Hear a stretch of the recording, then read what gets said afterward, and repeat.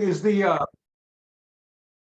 do we have a link to the press release and the settlement up on this Zoom site somewhere? Yep, I'll be putting them through the chat in just a moment.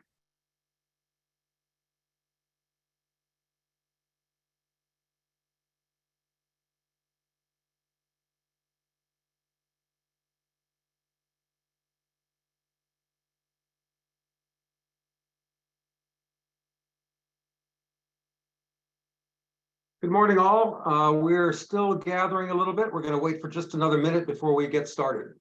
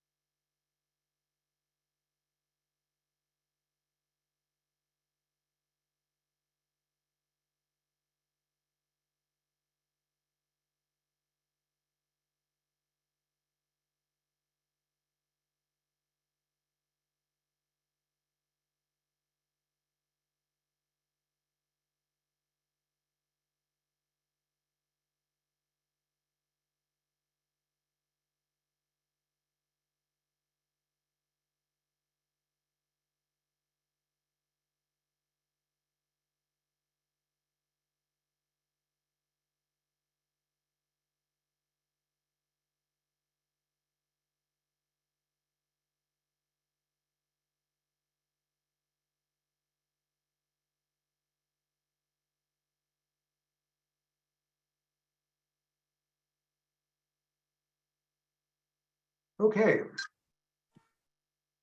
Hang on one second, please.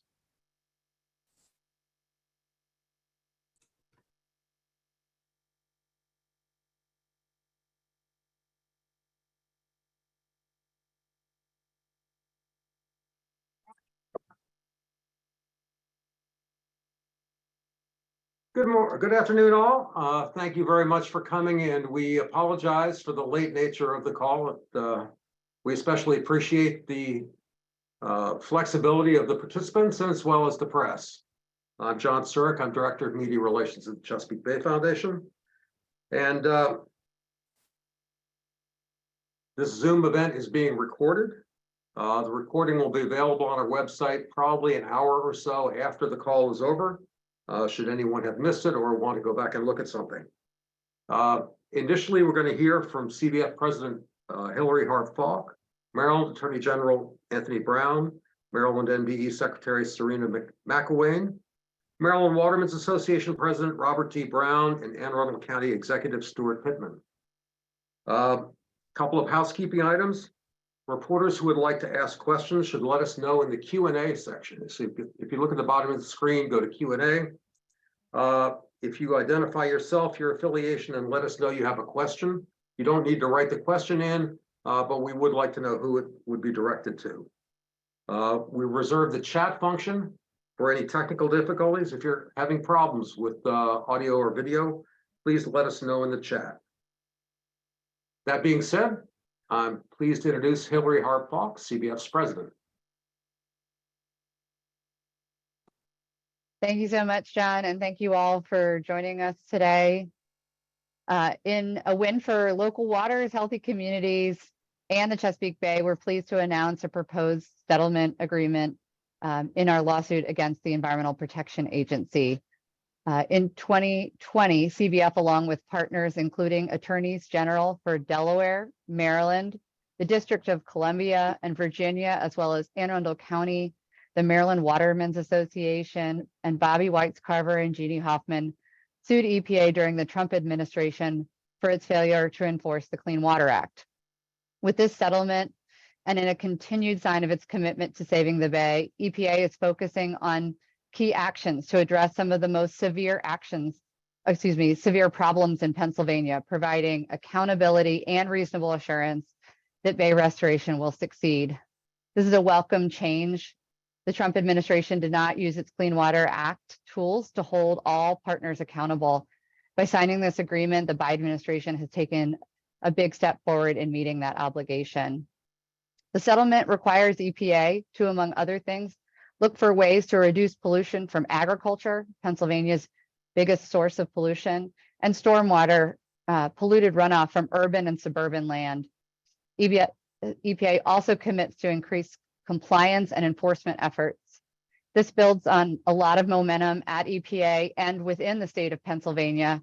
Together, we need to build on lessons learned and accelerate progress towards a new deadline measured in years and not decades. I want to say a special thanks to the co-plaintiffs and the team at EPA for hard work to reach this proposed agreement. With that, I am pleased to welcome, I believe, Maryland Attorney General Anthony Brown.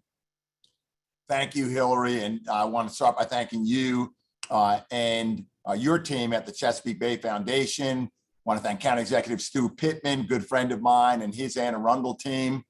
Robert Brown, your team at the Maryland Watermen's Association, and Secretary McElwain. I want to thank you and your team at the Maryland Department of the Environment. It's nice to have a client with which you are in full alignment and fidelity on important issues. So I'm looking forward to working with you going forward.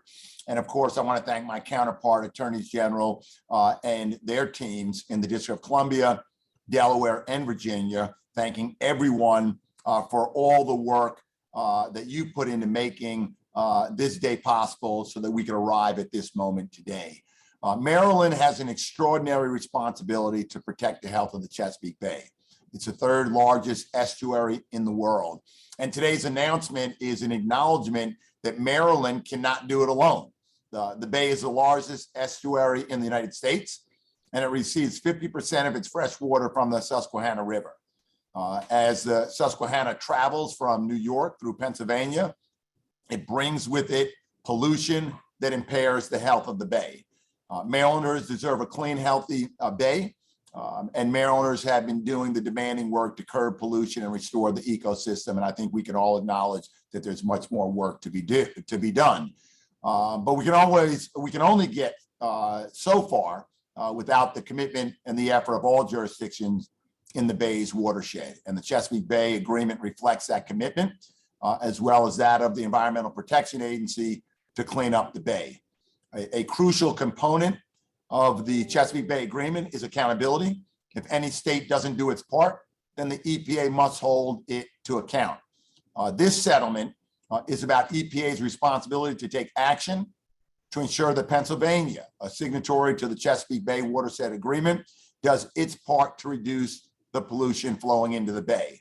The Bay is a national treasure and a vital part of Maryland's identity, serving as an important cultural, economic, and social resource for communities across the state. It's only when the Bay and all the jurisdictions surrounding the Bay work together in partnership with the EPA that we can achieve our common goals for a healthy Chesapeake Bay. So you can continue to count on the Maryland Office of the Attorney General to be a partner with each and every one of you. And again, thank you to everyone for bringing us to where we are today.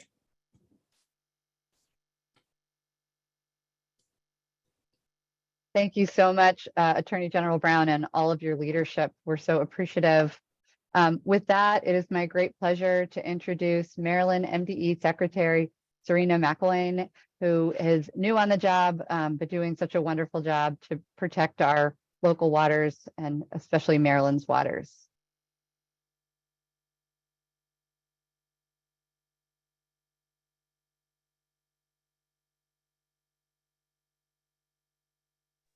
All right, I think I got it. I was trying to unmute myself. Am I unmuted now? You're good to go. All right. Well, thank you so much, Attorney General Brown, for your words. I really appreciate them, and I appreciate all that you all are doing to help us help Maryland. So thank you for all that you do. And I just want to add on to what you said. I want to say that this proposed agreement, it really does strengthen our longstanding Bay partnership. And it's being done in a time where we all need to be doing more so that we can reach our shared clean water goals. And I'm really happy to say that the Biden administration is not just rubber stamping the previous administration's lower standards. The Chesapeake Bay, it's a valuable cultural and economic resource for the diversity of Maryland communities as well as the region. And I'm just proud that today we have reached this proposed settlement with the U.S. Environmental Protection Agency, because this is how we continue to move forward with restoration of the Chesapeake Bay.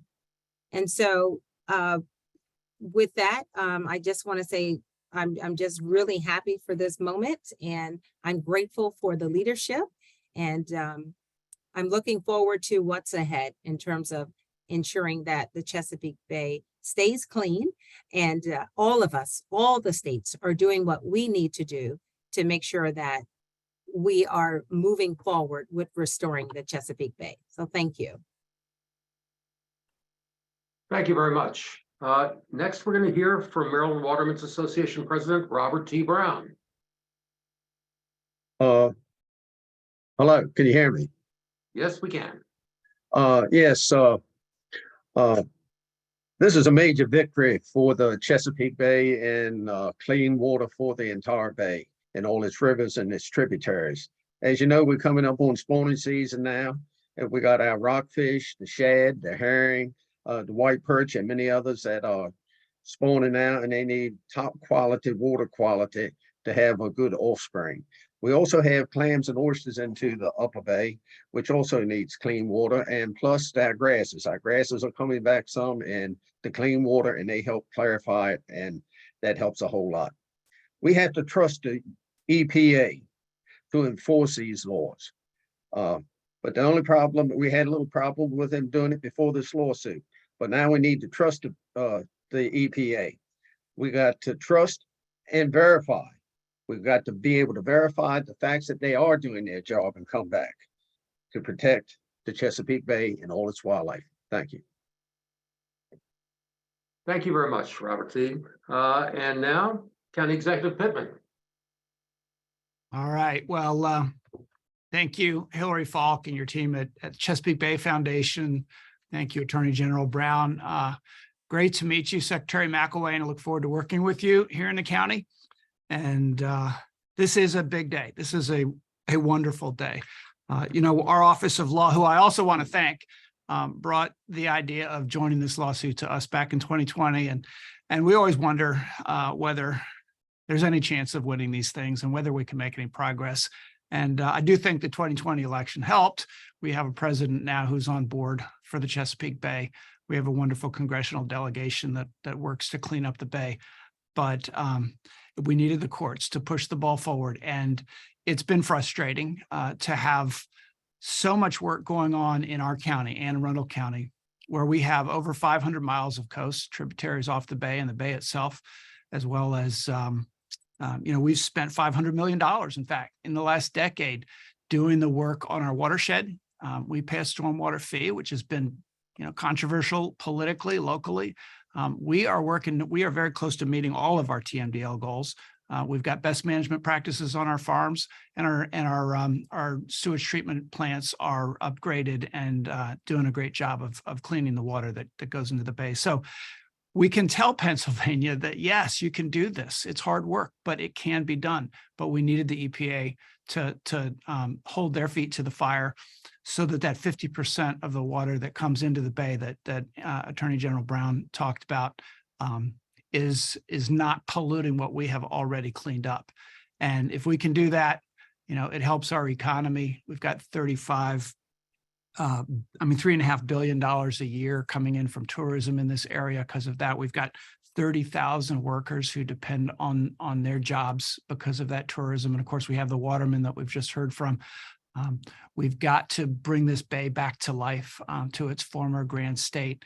And this is a major step forward in doing that. So congratulations to all. Thank you very much. Now we'll open it up to questions. Our first question is from Dave Rest. Dave, I'm not sure exactly who your question is directed to. Why don't you go ahead and ask it, and we'll see who should answer. Yeah, I'm not sure who it should be directed to either.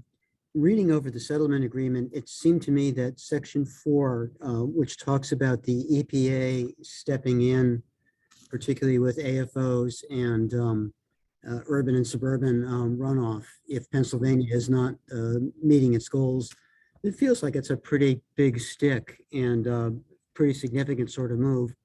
And I was wondering if I'm reading that correctly. And then secondarily, if anyone has a sense of whether those AFOs are basically poultry or pigs or cattle or all three. Yeah, John Mueller, CVS Vice President for Litigation, has joined us, and he can take that first question.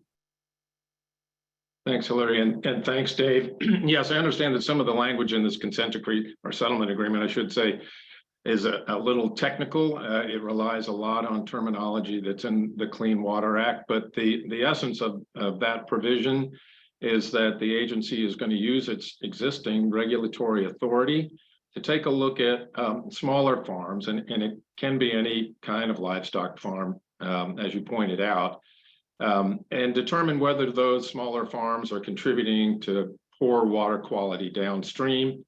And if so, work with the Department of Environmental Protection in Pennsylvania to try to see if that farm should have a Clean Water Act permit.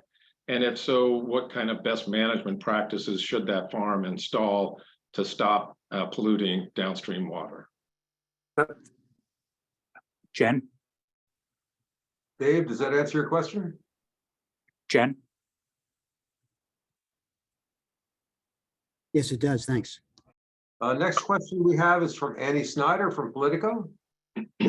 Hi, yes, Uh, thank you. For Hillary. So as I think a lot of the speakers have noted, a lot has changed since this lawsuit was initially filed. We've had a change in administration at the presidential level. We've seen state level changes in administration. We've seen activity out of the Pennsylvania legislature. So I'm wondering at this point, how much you feel that this settlement agreement advances the ball.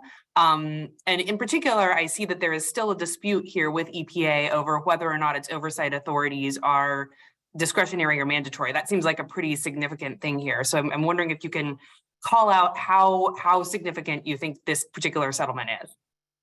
Yeah, I think you're absolutely right. We've seen so much new leadership come online. We've seen a lot of really great work out of the Biden EPA. But this settlement agreement really puts things in writing and makes sure that we have clear deadlines. And so we think that that makes it a significant moment today. On your follow-up question, I'll let John jump in on that.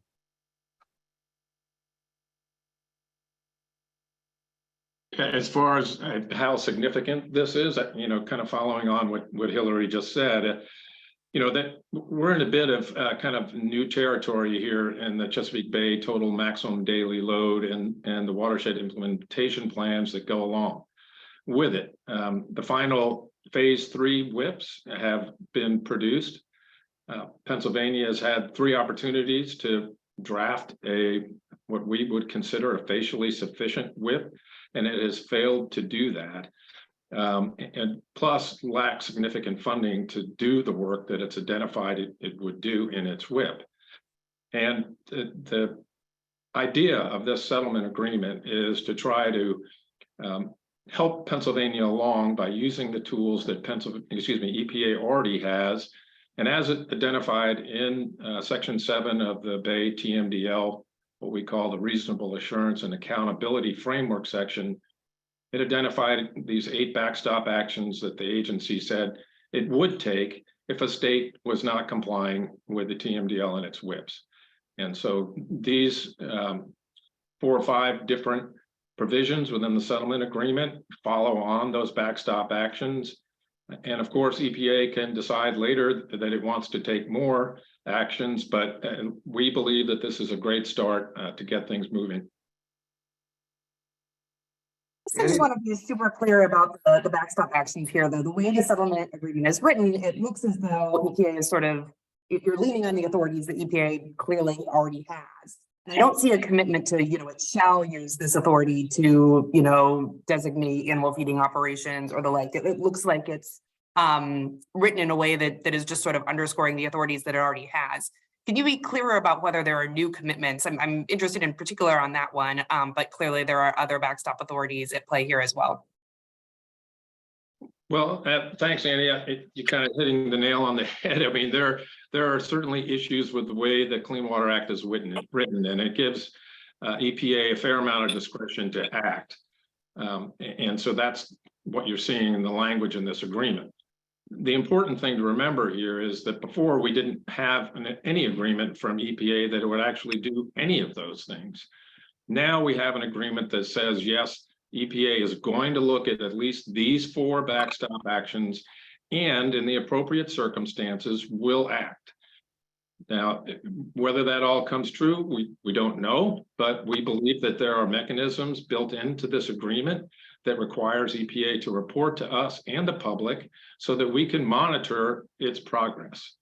And if anywhere along the way, we feel like that EPA is not living up to its commitments, we have the ability to go back to court.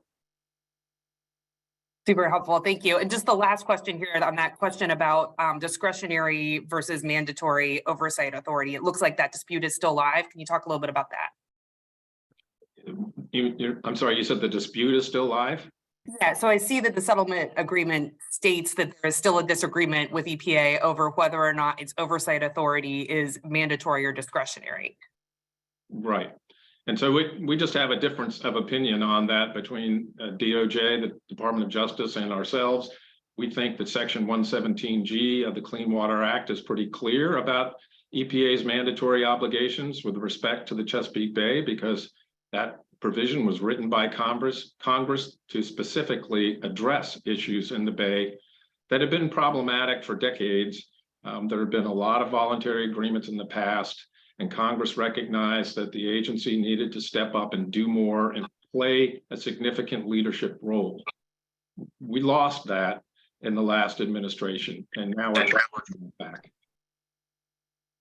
Great, thank you. The next question is from Freddie Kunkel with the Post.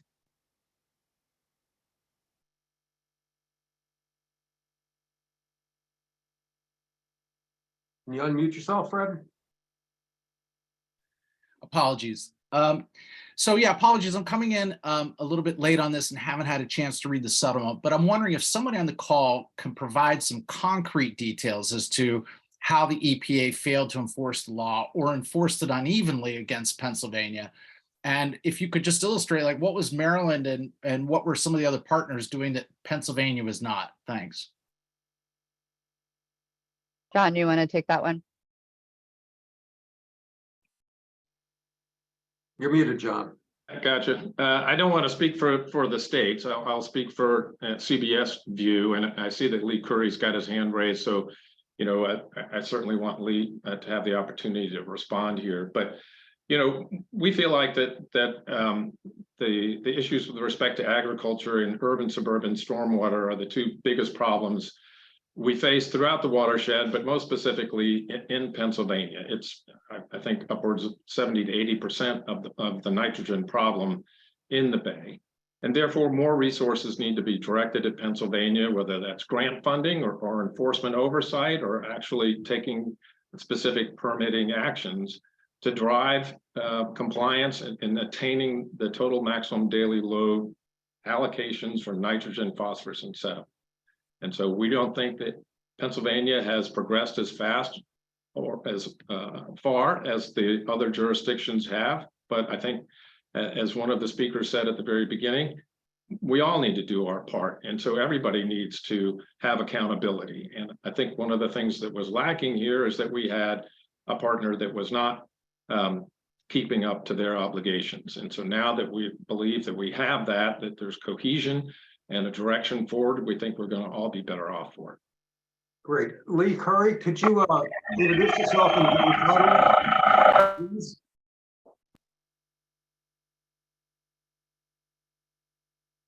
Lee, you're on mute. Yep, and when I started my camera up, it moved, but I'm just going to move to the side here. Yeah, so I think just to talk about what we've done in Maryland, one is part of this process is to have a plan in place, that has clear accountability, that has reasonable assurance, that has financial assurance. In particular, Maryland put together a plan that met its 2025 targets in terms of a roadmap of how we're going to get there, had the financial support, had the political support, and continues to have that as we move forward today. Pennsylvania, when they submitted a plan on how they were going to reach their 2025 targets, fell short in practices and solutions to reduce pollution, as well as fell short on hundreds of millions of dollars in terms of how to get there. So I think that shows that there is a significant deficiency. And what our expectations were going into this was that EPA used all of its tools that it has available to use under the Clean Water Act to make sure that, as John mentioned, either through enforcement, either through assistance, whether that be financial or technical or outreach, that we get our upstream partner to be at the same place that we are. So as we push all of our sectors, whether it's urban, stormwater, agriculture, wastewater forward, our upstream partner is doing the same, and EPA is holding them accountable and helping them where needed. Great, thank you, Lee. The next question is from Christine Condon with The Sun. She says it's open to all panelists. Christine? Yeah, thank you so much. My questions were partially asked already, but I figure, I just want to say I hear all the, excitement about this, but it kind of remains and comes with the backdrop of the understanding that we're not currently on a great track to hit the 2025 goal, and the Chesapeake Bay program is kind of trying to recalibrate and look at the timeline. I'd love to hear maybe specifically from, the Maryland folks, whether that's Secretary McElwain or Attorney General Brown, about, what this all means in terms of that backdrop and, the recognition that we're still not necessarily on track to hitting those goals.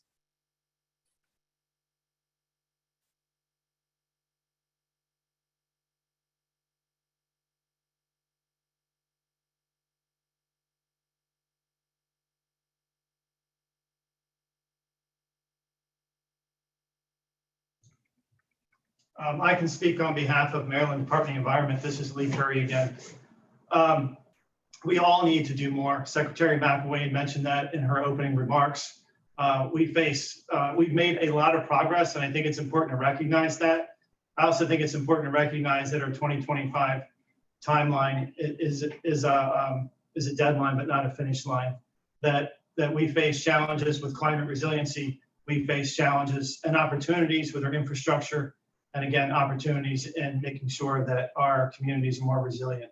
So I think what we have in Maryland is we have a path forward, we have a plan, we have support. We are seeking where we need additional resources.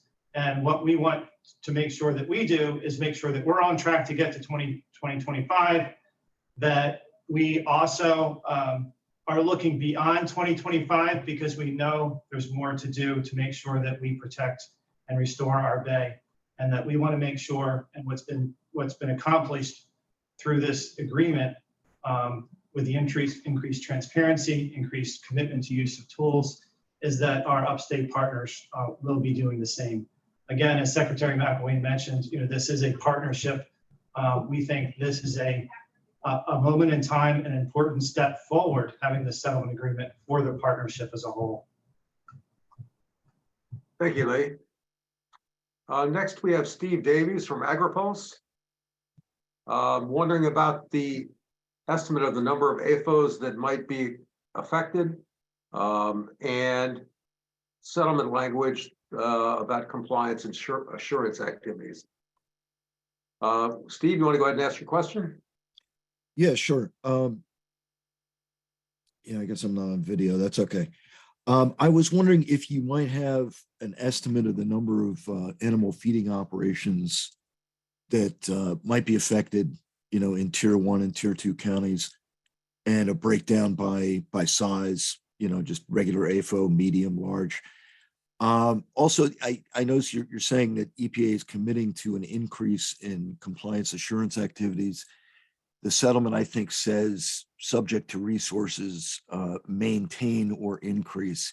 Is that sort of an understanding you have, that EPA has said in these settlement discussions, we are going to increase our compliance assurance activities?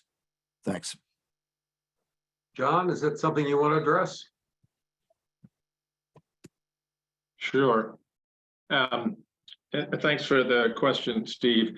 As far as the enforcement compliance insurance piece, it's not unusual for governmental agencies to kind of hedge their bets based on the funding that they get over time. So I think that the kind of caveat language that's in that provision just says if we've got the resources available, we're going to up our game and do more enforcement work there. Again, that can change annually. Our objective going forward is just to keep the pressure on and try to ensure that the agency gets the funding that it needs to comply in a robust way. With respect to your earlier question about the number of AFOs that are present in tier 1 and tier 2 counties, I don't have that off the top of my head, but I think we can try and get that to you later. John, is that possible? Sure. Thanks. Sure. Great. I think is it Mike Argento? The next question, and Yes, it is. from Mike.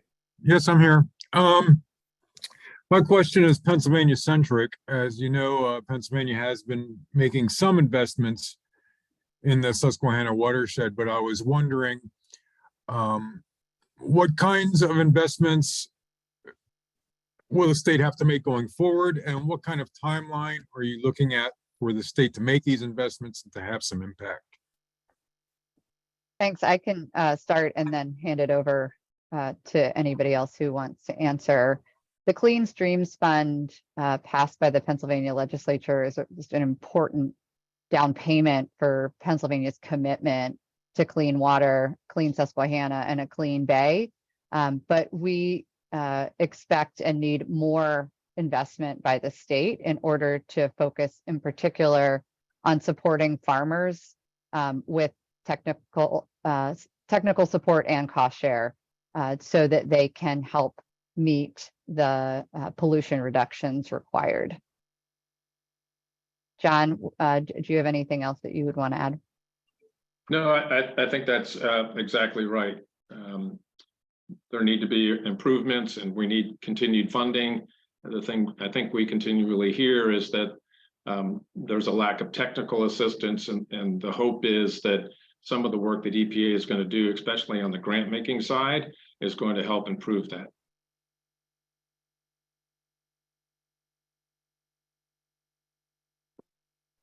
Thank you. John, you're muted. Sorry about that. Next question is from Charlie Pullen with the Virginia Mercury.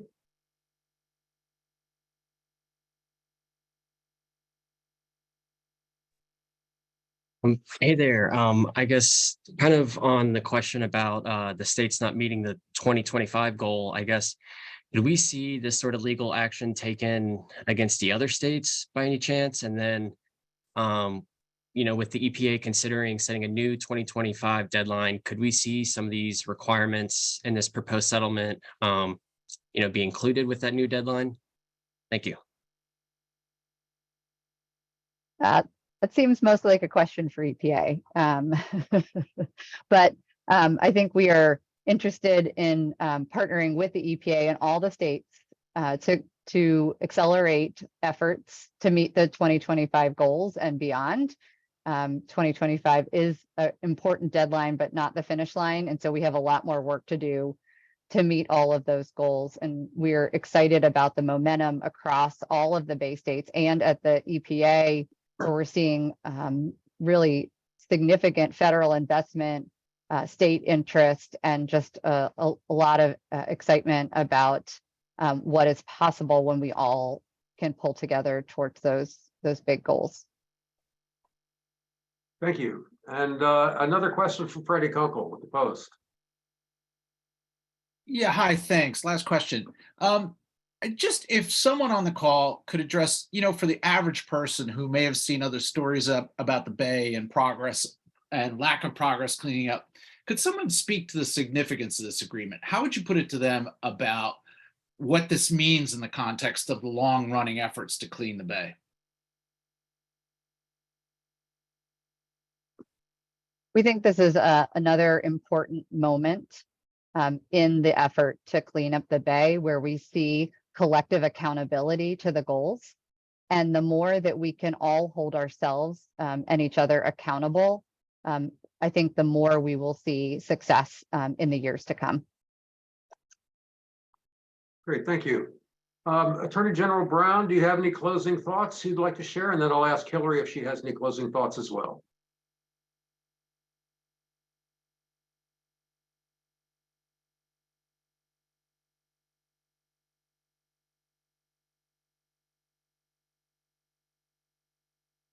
Hillary, do you have any thoughts you want to close with? Just a huge thanks to all of the attorneys who have worked really hard over the last year to make the settlement, proposed settlement possible, and a special thanks to CBF's Vice President for Litigation, John Mueller, for his time and his leadership. Thanks so much for joining us today. Thank you all. And if you have any questions, feel free to follow up with either myself or one of our state media folks. Thanks again and have a great afternoon.